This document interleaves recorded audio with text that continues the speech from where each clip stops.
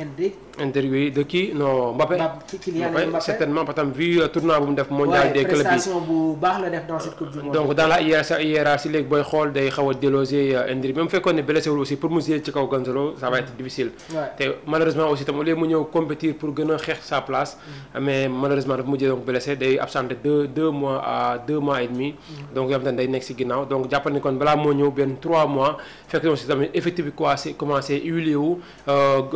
Gonzalo également commencé man beneen si niveau avec le Real Madrid.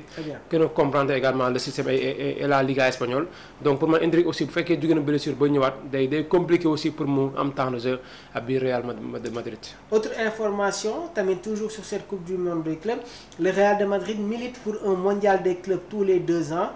idée bii nag jot na séduire plusieurs clubs mais la FIFA ñoom d'accord ñu parce que li ñu wax mooy préparer une coupe du monde des clubs c'est compliqué le Real de Madrid ñi ngi doon insister pour chaque 2 ans mu am la coupe du monde des clubs mais FIFA jot nañu rejeter bi les demandes amoon na ay yeneen club yi nga xamante ne sax ils étaient en coordination avec le Real de Madrid mais bon au finish gis nañu la décision qui a été rendue par FIFA.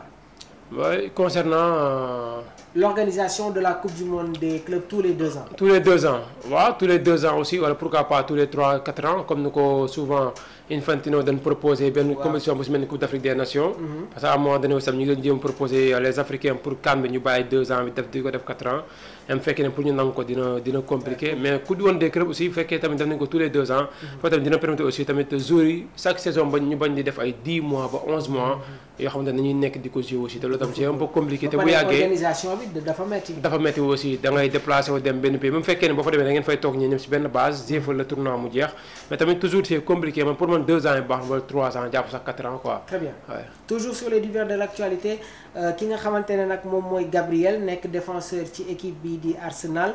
jot na yëkkati ay kaddu nee na nous avons laissé échapper quelques titres récemment nous avons failli gagner mais je pense que cette année les choses seront différentes j'y crois beaucoup mu nekk kaddu yi nga xamante ne tamit dafa nekk en coordination avec les dires du tacticien espagnol Mikel Arteta entraîneur des Gunners donc jamono ji nag Arsenal ils sont très actifs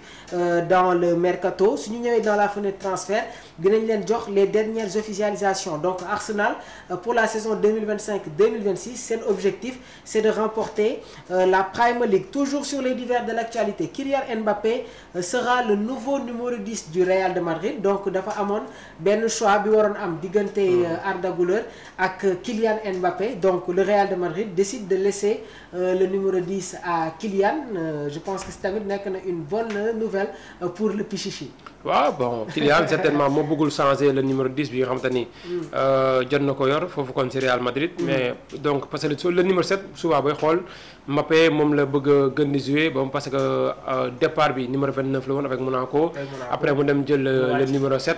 comme jëlee numéro 7 moom la jouer ba nu muy demee Paris Saint-Germain aussi pare tamit gis nañ ko mu jouer avec le numéro 7 après bon France numéro 10 dafay jouer donc soit c'est entre le 7 ou bien le numéro 10 numéro 7 mënu koo jël ndax Vinicius mi ngi fa déjà mënoo ko récupérer si moom donc sinon beneen problème lay jur si ñoom beneen bi loo ko dese mooy numéro 10 bi la yoroon moom la mën a terminer même fekkee ni Arda Güler même bu ko soxlawee pour nga mën ko récupérer di ko jox benn Arda Güler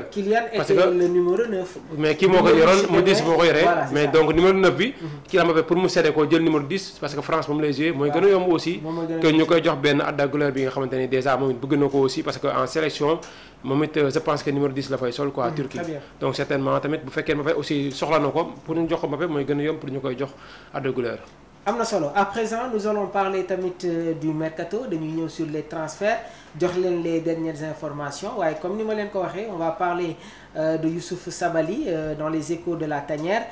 transfert Chelsea jamono ji nag ñi ngi avancé en termes personnels pour parler avec Xavi Simons mu nekk tamit joueur buy football dans le championnat allemand la Bundesliga plus précisément dans cette équipe de Leipzig donc c'est bon Arsenal et le Bayern Munich ñoom tamit ñi ngi suivre bi les dossiers waaye Chelsea ñoom nekk nañu à une position beaucoup plus avancée et Xavi Simons est prêt à rejoindre les Blues. Déjà gis nañu projet bi nga xamante ne jot nañ ko présenter, une information donnée par Fabrizio Romano, une information de taille. Xavi Simons est sur le point de rejoindre les Blues de Chelsea. waaye tamit ki nga xamante ne moom mooy le jeune Atto nekk défenseur ci équipe bi di Ajax Amsterdam. Les discussions sont en cours, donc Chelsea ñi ngi préparer un double coup waaye tamit ñi ngi bàyyi waale xel transfert yi nga xamante ne ñi ngi koy waaj a officialiser muy les départs yi nga xamante ne certains joueurs qui sont dans cet effectif des Blues dinañu quitter bi le club. loolu moo leen di permettre sax pour yenn somme yi suñ koy génnee du nekk un problème ji bi. waaw Chelsea comme d'habitude daaw tam booy xool en Angleterre lu ñu recruté ci ay joueurs benn club recruté wu ko fa. genre c'était beaucoup de joueurs la saison passée taxaw na sax moom am yenn critiques yoo xamante ni yenn supporters yi ñu ngi ko doon teg ci Maresca. Enzo Maresca donc parce que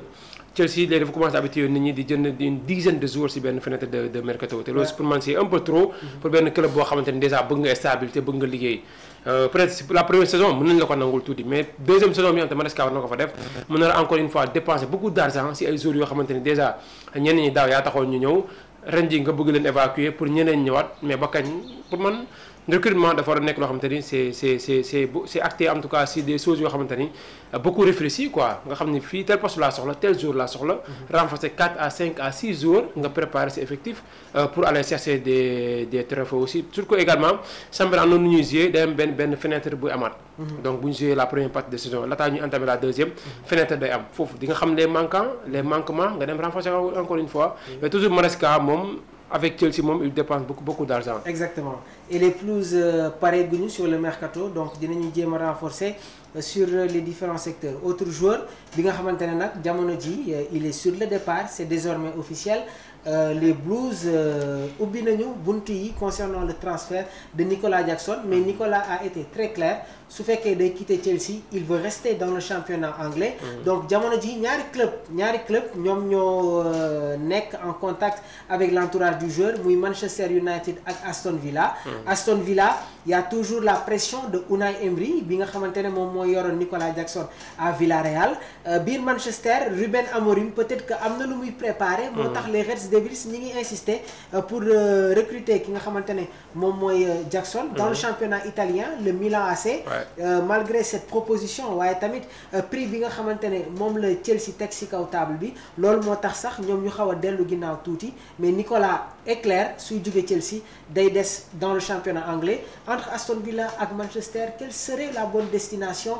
pour l'attaquant de l'équipe nationale du Sénégal. Bon man je pense que Man U laay choisir. Manchester United puisque dans le standing Manchester est au top par rapport a boo koy comparer ak équipe bu mel ni Aston Villa même fekkee Aston Villa son ancien entraîneur moo fa nekk muy Unai Emery aussi tamit foofu mooy ëpp stabilité mais pression bi nga xam ne déjà tàmm na ko avec Chelsea bu demee United même bu fekkee am na pression aussi jàpp naa dina ko mën a tokku dina ko mën a supporter parce que lu mu dund Chelsea yaakaaruma mu dund ko bu demee United quoi parce que daaw moo nekkoon sa première saison c'était un peu compliqué les critiques aussi ñëw dal ci kawam mais malgré ces critiques gis nañ benn Nicolas Jackson boo xam ne mentalement il est fort donc tëkku na yenn yi def na saison bu mu waroon def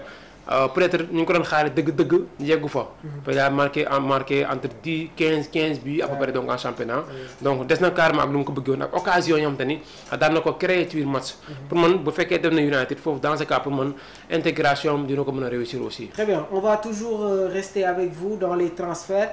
ki nga xamante ne nag moom mooy Emiliano Martinez pare woon na pour dem rejoindre équipe bii di Manchester United mais Aston Villa ñoom ñooy bloqué bi les transferts. Dani Ceballos peut quitter le Real de Madrid pour 15 à 20 millions d'euros cet été, une information